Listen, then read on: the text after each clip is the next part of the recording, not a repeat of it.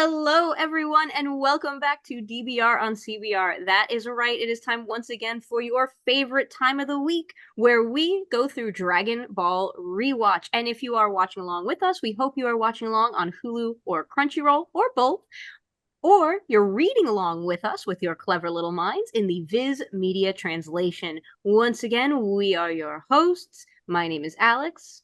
I'm Sam. And I'm John. Yes, episode 23, Monster Beast Giran, or Giran, depending how you want to say it. Japan got this on July 30th, 1986. The Americans got it September 19th, 2001, adapting 2 chapters of the manga, Monster Smash, and the Tale of Goku, written as Tale, because this is the time where Goku fights Giran, and things happen that...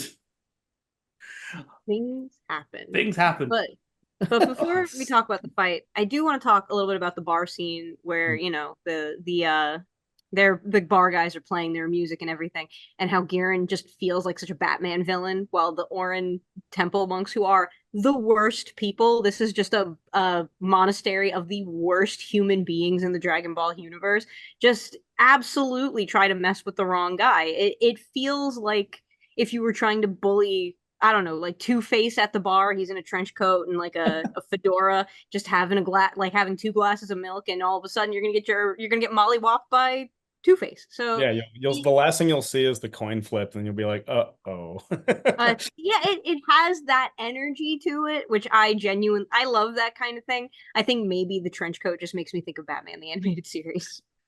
For me, it's more of a Western thing, Yeah, this the whole bar. I love this cafe, how alive it feels. But it's this weird fusion because you got like the honky tonk piano player, the Chinese architecture, and so Giran enters like he's a Universal Monsters villain with the lightning behind him. But you realize the Orin guys were in the tournament. They were in the elimination round. They've seen this guy fight. Yes. How silly can you be? They just walk in after getting annihilated by Goku and Krillin, and they're like, oh, there's a dinosaur man at the bar that looks like a gunslinger that's drinking, some sort of dairy product. We should probably pick on this guy and project all of our insecurities on him because we didn't get to at least the quarterfinals. Like none of us did. And what? What are the tenets of the Orin Temple? Is it like just being the best trash talker? Like, do they go and meet other groups of monks and then they just are like, yo, did you see him? He got so freaking fat. Do you see that? Like that's the energy that they have. It's so like teenage girl catty. And I kind of love it. It's just Mean Girls, the temple. We don't train fighting, we train burn books. Also, this entire sequence, this is an anime exclusive. This is a filler sequence. It's not in the manga. There's no rain delay in the manga. They're just like, Giran literally shows up. He's like, yo, I'm Monster Beast Giran. Howdy y'all. And then they fight. And that's it. Yeah, this is the extended. This has been sort of the trend for the last couple of episodes, and for the next couple, all the fights get extended. This is the biggest bit of filler for the next couple. But again, it's basically an extra fight. I love 2 things about this. One, that you've got Yamcha still playing pattern recognition. And rather than come out and say, that guy's Roshi, he's like, is it Bulma who says he looks familiar? And then Orion's like, yeah, he does. Wink, wink. It's like, Yamcha, you can say. But I love that Roshi didn't turn back here. Like, he could have switched back to Roshi, come over, and then switched back. I think that Yamcha is the proof that truly, for 90% of the population, Clark Kent's disguise is bulletproof. Like, all you need is enough of a physical change to really convince people you're not the person you are. And Yamcha is just proof of that. Well, though, he almost gets it. I mean, he does get it, frankly. He just doesn't. Yeah. I don't think he ever learns it. Even in Tournament 2, I don't think he's like, yo, that dude's actually Master Roshi. Yeah, maybe that's why he doesn't say anything. Because he doesn't want to look stupid. I mean, maybe. Also, it probably does look bad losing to Mark. You've still lost to an old dude regardless, so... He's stinging. Yeah. That, and I guess if you sort of think, because Yamcha clearly respects Roshi, I guess there's also a bit of I don't want to ruin his plan because then he won't teach me that move. He's clearly doing this for a reason, unless he's just being unusually weird. I'm choosing to believe that Yamcha is not 100% sure, so he doesn't want to say something, and then Roshi comes around the corner, and he's like, oh, "Now I look like an idiot." I'm choosing to believe him and Poir are doing the bit from Always Sunny, the Pepe Silva bit, which is like pins everywhere. Oh yeah. That's how he spends his time, like in between, like when he's watching like the Krellin Jackie Chan fight. There is no Jackie Chun in the semifinal. Yeah. What do you think of Giran's design? I like how chunky he is. He looks like a toy. Giran is something that 8-year-old me would buy an action figure of. It's interesting for me because when I first watched Dragon Ball, I don't know if I ever went into this. I actually watched Dragon Ball out of order the very first time I saw it because the first thing I ever saw of Dragon Ball was the King Piccolo arc. Like that was the first thing I watched. So when I actually went back and watched it in order, I thought I was like, "Oh man, this guy looks like one of King Piccolo's kids." And turns out that's not true.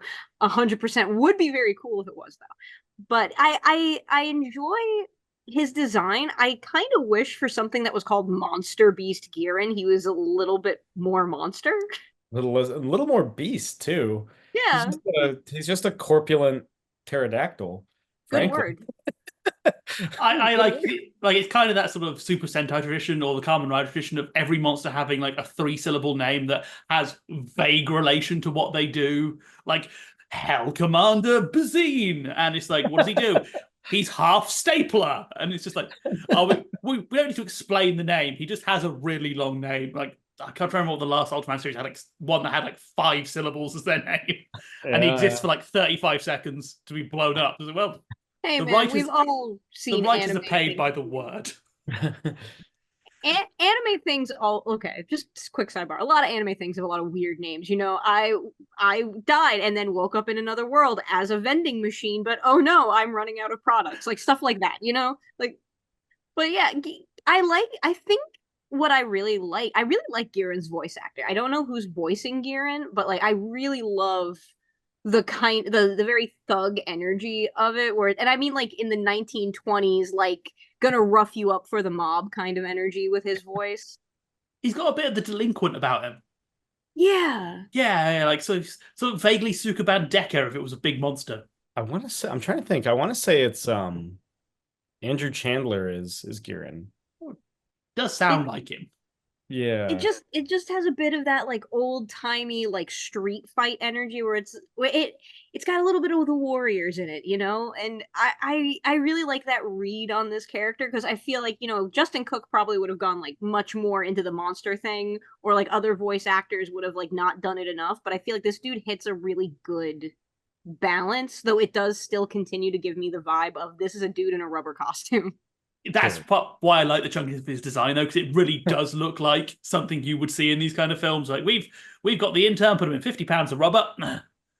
Yeah, a Showa era kaiju. Basically. Oh yeah, I kind of point out that he does have the best line reading in this entire episode, which was him. Where is it? I'm going to squash it like a pancake. Ah! Like, it's such a dodgy line read, but it's so funny. It's so good. Like it felt like he was pressed for time. Like we have to get this line in, but you have to say it like twice as fast to get it in before the lips stop moving. He just screams. We're not gonna change this in post. The name of his spit? Oh, the merry-go-round gum. Yes. gum pistol. I have a question about that. So we know it comes from his body. Yes. What purpose evolutionary, like what sort of evolutionary purpose do you believe it sort of fulfills in his race? I wonder, is it like ambergris from Wales? Like just a side product they vomit up and he has just weaponized it? Or like does it help with hunting? Because I can't see. I would assume so okay. Like I don't know why Zeno sat down and went, this race needs to fire bubblegum. So making the assumption, right, that like this is a flying hunter of some kind, it would be pretty if they can project it far enough, they could snatch something in midair and then swoop down to catch it because the swoop action would make them faster. So what I'm saying is that evolutionarily it could make sense depending on what kind of hunter they are. because not everything is a distance hunter like humans, right? Like they could very much be an ambush predator. Yeah, I assume it's just to catch prey. In the manga, it's called lasso in gum, so it's still a gum. It's just no merry-go-rounds in the manga, just lassos. I don't fully understand why they changed it to merry-go-round. Like, unless it's some weird censorship thing where lassos are considered imitatable violence. I It could be that there are parts of America where a lasso for younger kids would not be something they would recognize. I think that merry-go-round is a bit more universally recognizable because I'm going to be honest with you. When I was like 7, I grew up I live in a major city. When I was like 7, I wouldn't have really understood the concept of a lasso beyond like Wonder Woman's lasso of truth. And even then, like, it fits more with his cowboy vibe, though, that he would have lasso. Lasso gum. Lasso gum Dinosaur also cowboy. does sound like a Western character. Yeah. Like run a saloon in in a low budget movie. Gotta go see Lasso Gum. That lasso gum. He's been getting away from them boys all that time. I'm sorry, Americans, I can't do your accent. Can I point out one of my favorite bizarre moments in this is so Yamcha starts picking a fight with Giran because Yamcha loves to lose. I've lost once, they want to lose twice. But then Roshi steps in, and his explanation is, "You'll be disqualified for killing someone outside of the tournament." Yes, Roshi, that's the main problem here. You'll be disqualified. Not that it's morally wrong. No, he's appealing to Giran because Giran doesn't give a crap if he kills somebody. He's just like, yo, you want this prize money? You're not gonna get it if you kill this desert bandit that thinks he can step right now. This just goes back to the thing earlier, though, when they had like, oh, if you kill someone in the elimination rounds, you'll be disqualified. It's like this tournament needs to really sort of have a think about where they stand on a lot of things.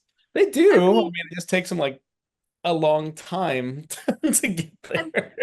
And this is one of the few fights where they do have to lay the smackdown on a rule when it comes to like the fight Nimbus. Yes. But Goku also, again, we get more cute stuff with Goku and his little like nap and everybody look. I actually really kind of love Ranfan finding Goku for his nap and being like, "Oh, I think he's over here, guys." And everybody else is so angry. I think I love the tournament announcer. I think it's really cute that you see that both Ranfam and Nam are looking for him because it pays off him in the last episode being nice. It's that general idea that Goku is just really likable, and that even though these people are in theory his opponents, they're also like, well, we don't want him to see him lose this way. Just the goodest boy, head empty, no thoughts. We'll throw him against a monster. Giran has the beef because he tried to eat his chicken, right? And he's just like, you can't do that. You're that's where the rivalry starts. That's where the feud starts. It's not good enough. Goku's greatest rival, Monster Beast Giran. Forget Vegeta. Forget everybody else. Yeah, before Vegeta, before King Piccolo, before the Red Ribbon Army, there was Monster Beast Giran. And his plate of indistinct meat. Yeah, I just assume it was like chicken stuff. Like it looks like a Castlevania chicken, you know. It does. You whip open a wall and there's just tons of them. That's the wall chickens of Castlevania, truly the greatest species of all. I do want to talk a little bit about the beginning of the fight and that little pratfall moment where Goku is like, I was napping, and everybody from the crowd falls down. But then when they get ready for the fight, they start in the fallen down position, and then it's just like a smash cut and everybody's standing up again. Like, and I think that to me, that little smash cut is extremely funny. I just love the look of like everybody's on the ground now. They're like, yeah, we're good. It is really funny, and the crowd have been really exaggerated this entire tournament. It really adds to the whole experience. It's weird because something about how good the crowd is here makes me kind of sad about when the tournaments get bigger and they get like the stadium seating for the tournaments, and you lose a lot of that like crowd work that was a thing. It actually makes me retroactively sad that the tournament gets so big. I want to say in Budokai 3, you can do either the classic tournament stage or the stadium tournament stage. I'm still waiting for a Dragon Ball game to add the Otherworld tournament stage, and of course the Tournament of Power stage. Oh, wait, I think Sparking Zero has the Tournament of Power stage. I stand corrected. I think it is 3 that has this classic staging, because I was playing it recently. I was using that stage a lot.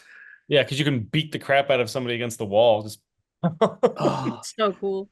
Talking of beating the crap out of someone, can I point out my favorite line in this entire thing, which really bugs me, is when Goku gets thrown into the wall. Yeah. The announcer's kind of like, oh, let's give him a round of applause. The tournament doctor's on his way. If you're the doctor for a fighting tournament, why are you not already here?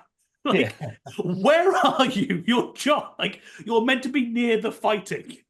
Yeah. Well, he was too busy getting bullied by those Orin Temple guys. Like, are any of them still alive? in the background, like the doctor is just like getting like in my mind, the Orin Temple guys are turning into every bully from the 80s, and like I'm just imagining them just taking people's money. But I do want to talk a little bit about Giran with his like secret, and I really love the voice work from Goku being like, I want to show me the secret. It's so cute and it's so done well. And poor Goku will fall for this trick again and again and again and again. It's really funny, and the joke is made by the fact that after he hits him, Goku gets back up and goes, well, I don't want to see now. Like, he still hasn't connected the dots. Those head injuries, man. What do we think of, like, the tail? So tail, Deus Ex Machina's back, right when he needs it the most.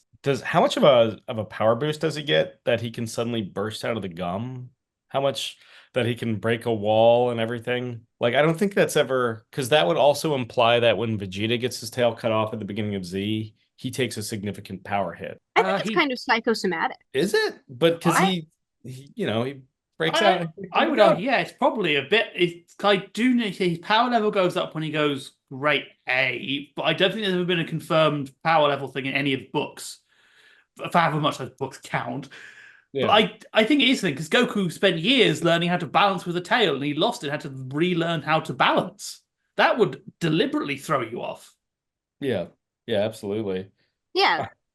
I need to get all the copies of the Daisen shoe one of these days. They're great for learning facts you don't want to know.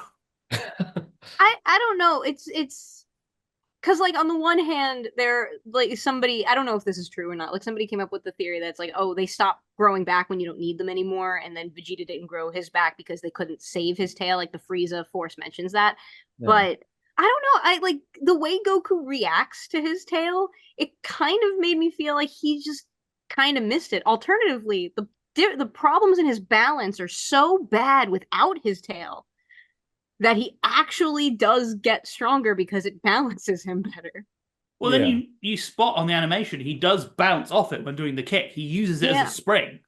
So you could argue that it's just a launching mechanism, which makes all of his aerial moves better. Well, I also think he makes a statement that the tail feels stronger than it did. And then he's like, oh, it's back. And it's like, it's better. Yeah. He's that Zenkai power boost that Toriyama hasn't created yet is already in effect. I love how just chill he is. Like, I've just grown an extra limb. Yeah. Everybody else is freaking out. I do love that part. Love that. I love the fact, like, Oolong's, anyone feel like a moonlit stroll?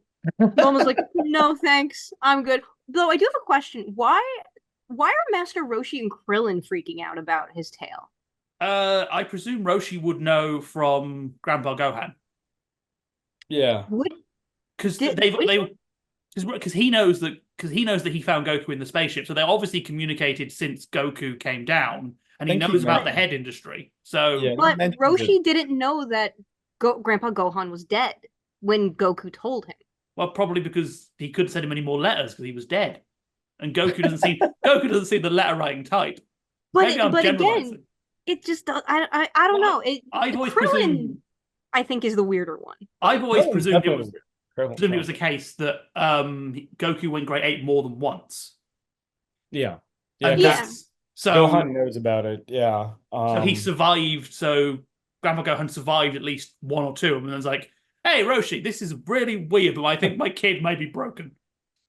Yeah. Watch out if there's ever a full moon and you hear like a giant monkey roar. Maybe watch out.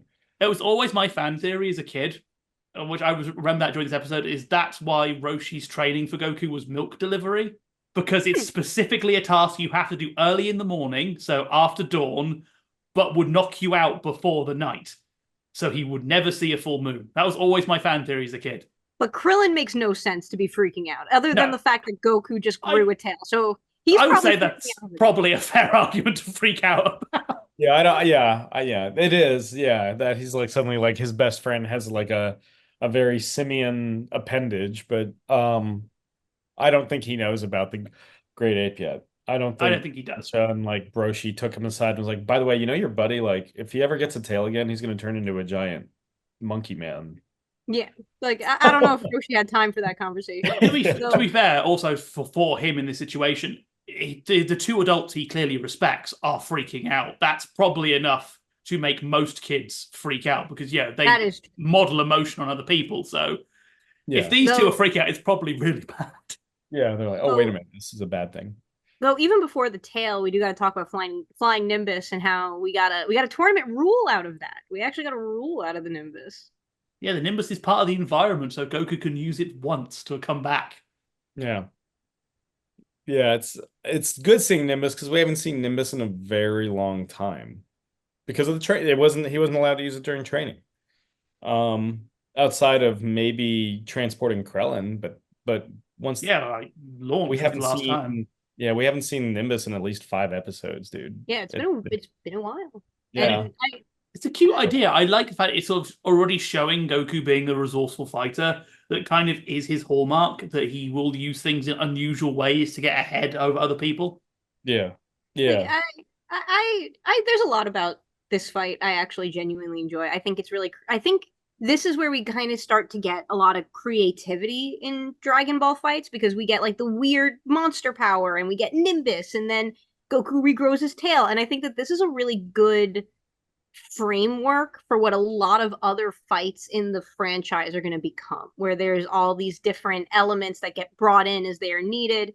And it's just so fun watching people freak out about Goku getting slammed into stuff and Goku just standing up and being like, all right, let's go. Now I'm ready. Yeah, all these people who come for the fighting tournament now get to watch a kid get mauled. Yeah, that's that. I assume everybody expected that, and then all of a sudden this kid grows a tail, gets to ride a flying cloud, destroys a wall with a single punch, and then the dinosaur quits. Like, what do you do if you buy tickets for today's fight and you're just like, what is going on? You gotta somehow ask the dog for a refund. Yeah. Could you imagine being in the crowd at this specific fight and then like years down the line you end up back at this tournament and you're like, man, nothing weird's gonna happen this time, and then any version of Piccolo you can think of is gonna come out. Vegeta blows you up. Vegeta blows you up. Like the fact that they still get a crowd for this tournament after a certain point, genuinely mystifying. Maybe it's like some weird insurance fraud thing. You go in the hope that you can claim more soon. Well, I think there's also just like the spectacle of like how are they going to top, the allure of the peril and mayhem. It's like, how are they ever going to top a giant ape trashing the stage? It's like NASCAR. Yeah. Look, Susan, what's the chance of there being 2 world-ending problems in the World Martial Arts Tournament? That's statistically unlikely. Yeah, what is the chances of the reincarnated King Piccolo showing up and making it to the finals of this tournament? I think we'll be okay. Yeah, Cheryl, who has ever heard of aliens being a thing? And they're not going to show up at this tournament. Yeah. One of the contestants isn't going to get possessed by an evil wizard, come back and blow up a third of the arena. That's not going to happen. Love this hypothetical. I'm now just imagining like a scene where you see 2 people flying out when it gets blown up, and like the wife's like, I told you we should have gone to Cats. Yeah. Oh, the All Saiyan production of Cats. Yeah. They've already got the tails, it's cheaper. Yeah, Goten's Mr. Mistopheles. Yeah. Okay, who do we call to make this happen? The bot. I think Andrew Lloyd Webber will take out a restraining order if you ask him. I'm sure he will send his best to make sure I never walk properly. To break your knee. Andrew Lloyd Webber has scopes. Yeah. This episode is really fun for just how bizarre it is, and I will say the twist is very clever. Yeah, because it is. I think for a first-time viewer, obviously I'm not the first viewer, but I think it would really work to subvert you 2 or 3 times because you do the Goku's about to lose. No, he's not. Goku's about to lose again. No, he's not. And you go, oh, okay, he's something. Oh no, the tail's back. Like it subverts you 3 times so you don't see the tail coming because you think, oh, it's just gonna be another Nimbus trick. Nope, no. Goku's about to absolutely destroy things in the next 25 minutes. Have fun. Come back next week, children. Especially with like the episode title. It's just kind of like, are we talking about Monster Beast Giran? Because there is no, outside of the title, there is no foreshadowing that Tail's coming back in this episode. Yeah. Like you don't know it can grow back, and then it does. And then it's like, oh, I guess that can happen. Oh. there is that kind of moment of this where the sound design helps with this a lot because there is that sort of moment of silence, then you hear Goku laughing, that you do have that build of like, oh, he dodged the punch. He's hanging. The tail's back. Oh no. This means that anything you thought was going to happen in the last part of this arc is now out of the window. Yeah. It also does make me think of one thing. When Goku is hanging by his tail, I do have that moment where I'm like, why didn't Giran just grab him with his other arm by the tail? Like, even though he wouldn't know it's a weak point, and my brain would be like, that would be natural. Like, that would be the first thing to go for. But, talking is a free action in anime. Yeah. I presume that if I happened to enter a fighting tournament, which I don't really plan on doing anytime soon, if my opponent grew a tail, I probably wouldn't mess with them.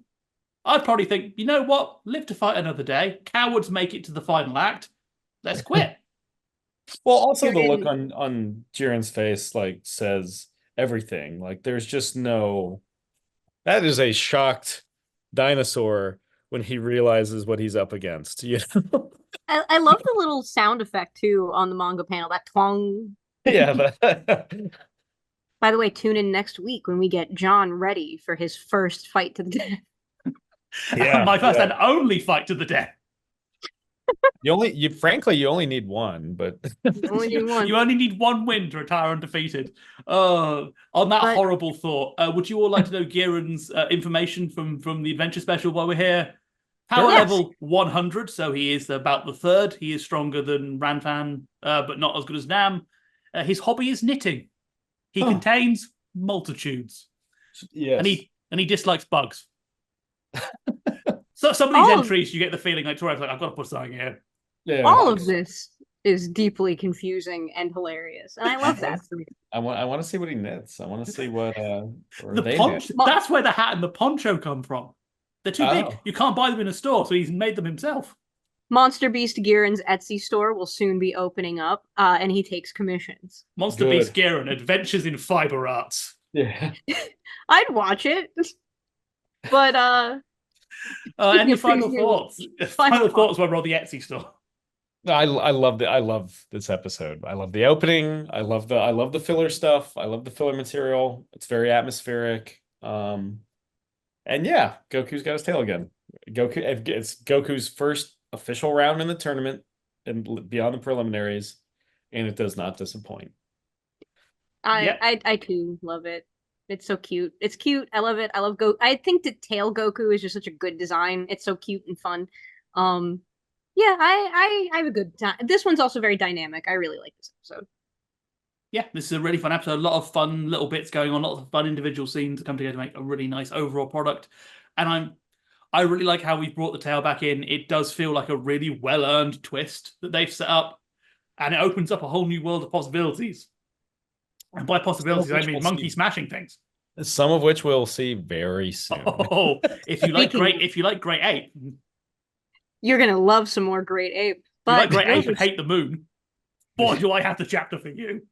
Oh, boy, do we have the chapter for you. But boy, oh boy, that sounds like we're getting into spoiler territory. So we're gonna sign off now before we completely give away the next part because we're too excited. So once again, this has been DBR on CBR. That's right, we have been Dragon Ball Rewatch. We hope you continue to watch along with us on Hulu or Crunchyroll. And we hope, for those of you who like to read, that you read along with us in the translation from Viz Media. Once again, we are your hosts. My name is Alex. I'm Sam.